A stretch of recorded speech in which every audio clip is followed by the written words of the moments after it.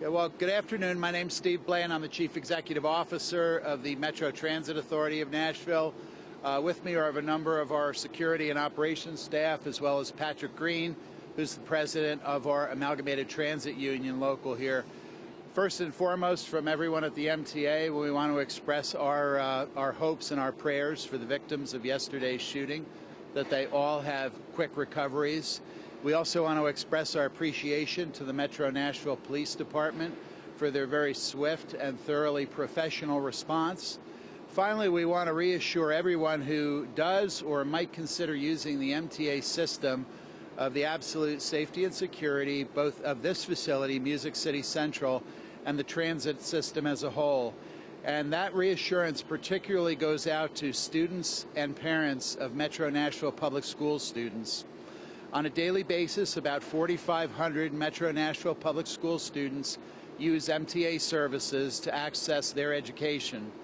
And a total of 15,000 to 17,000 people use this facility in total. So every day we put as many people through this building as the Bridgestone Arena does during a sellout event. And we do so generally with extremely little trouble, thanks to very aggressive security procedures, a very thorough code of conduct that assures that even minor violations are dealt with, an active security presence by both contracted security staff as well as uniformed Metro Nashville police officers. Yesterday, while we all regret the incident that occurred and the situations underlying that incident, police and security personnel responded to that scene within 10 seconds of the occurrence. So there was a thorough and very active police and security response. Since the construction of Music City Central, over 30 million people have used this facility as MTA customers, as people who park here, as patrons of the businesses located here. It's a significant city and regional resource. And during that time, this incident is by far the most severe security incident that we've experienced.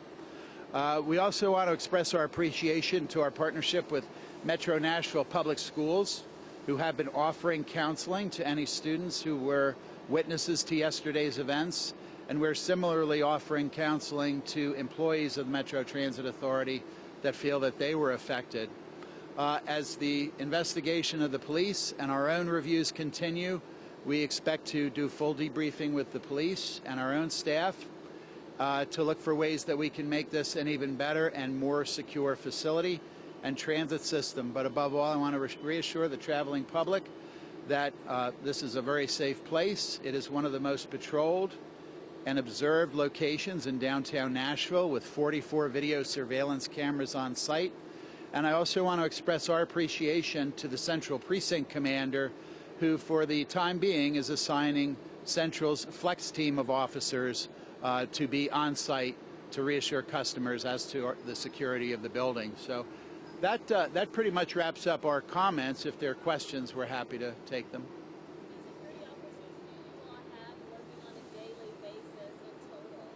Sure, the times vary. Mike can speak to this specifically. Mike Moore, our security director, but anywhere from 3 to 5 are on duty at a time. We're going to, as a part of our total debriefing, we're going to take a look at everything and see what might be done, and certainly that will be done in consultation with police. But again, I would speak to the speed of response. Security personnel and police were on site within 10 seconds of the incident. So frankly, it wasn't a situation of lack of proximity. You know, it was just an unfortunate incident. The other thing I would absolutely ask for the riding public or anybody who uses these facilities is our best resource in maintaining the security of the building, of our buses, of other facilities, is the open-eyed approach of our customers. So anyone who's riding the system, anyone who's at Music City Central, who sees inappropriate behavior, should alert any uniformed personnel. In fact, as I was looking back through arrest records, frankly, most of the arrests on this facility are done because of passengers telling uniformed police and security personnel of something that's happening, before it becomes an incident. So absolutely, the traveling public is really our best enforcement of the code of conduct. 44 cameras in the building. As I said, we're going to review all of the processes and procedures. We'll see wherever we can augment, but again, we are very comfortable that it is a safe facility. We're going to do everything we can, working with Metro Police, Metro Schools, Mayor's Office, to make sure that we can make it even safer, and that being true all over our transit system.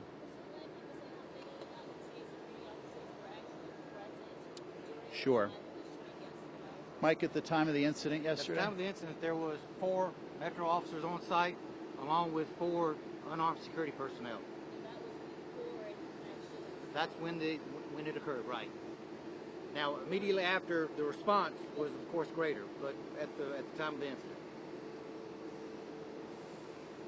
Also augmented with that, we also have operations supervisors that are also present at the same time. You guys train for a situation like this? Yeah, a lot of training and a lot of drills done in cooperation with people like Metro Nashville Police, and also under the guidance of the Federal Transportation Security Administration. So it's a big part of what they do in terms of surface transportation security.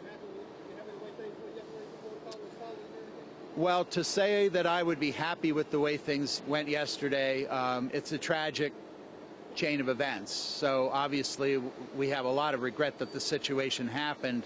We'll obviously do a full reconstruction and debrief on everything that was done, but I'll come back to the instant response of security personnel, Metro Nashville Police, other first responders like emergency medical personnel, that by all appearances everything went exactly according to plan.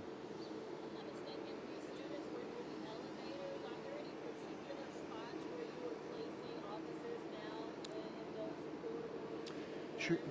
Yeah, the officers patrol all of the public areas, as well as that's where our video surveillance is. So important that they have a visible presence throughout the facility, because frankly, we want to make sure that people feel comfortable no matter where they are, whether they're on the elevators, top of the escalators, on the passenger waiting platforms, or what have you. It's while the facility is open. We're not a 24-hour facility, but during the hours that bus service operates and the facility is open, there is an active security presence, including weekends.